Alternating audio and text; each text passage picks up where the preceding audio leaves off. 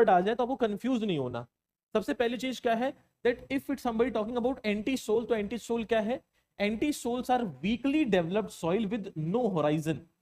अब weakly developed soil का मतलब क्या होता है? देखो, जब भी आप सॉइल प्रोफाइल को पढ़ना शुरू करते हो तो soil is having containing multiple layer.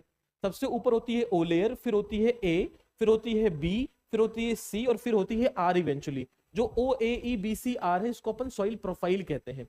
कोई भी मिट्टी जो नहीं बनती है उसकी प्रोफाइल अभी तक बिल्डअप नहीं होती। तो जिन भी मिट्टी की ऐसी प्रोफाइलिंग बनी नहीं होती, जो नई नेचर की होती हैं, they are basically called as your entisol. So weak developed soil अभी रिसेंटली बन रही है, तो वीक है अपनी नेचर्स में, विद नो होराइजन, इनका कोई होराइजन नहीं होगा। These are the recent soil, they lack distinct horizon because there has not been enough time to right condition to develop their, ठीक है, तो ये समझ गए।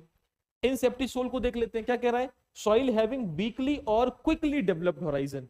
कोई भी ऐसी मिट्टी जो एंटी सोल के बाद है, जिसकी प्रोफाइलिंग अभी अभी तैयार हुई है, जिसकी जो profiling O A E B C E R है वो रिसेंटली अभी डेवलप हुई है, ऐसी मिट्टी को हम कहते हैं इंसेप्टी souls.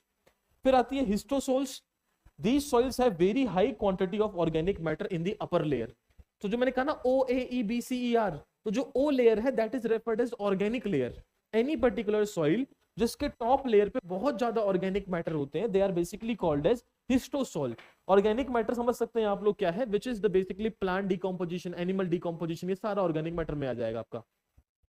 Then we have ऑक्सीसोल।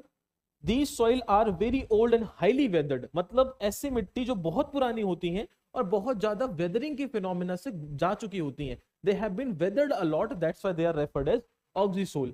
So these are the 4 type of soil order according to the US, and उसके बाद ये उनके प्रॉपर्टीज हैं और ये उनके ग्रेट एक्सप्लेनेशन है।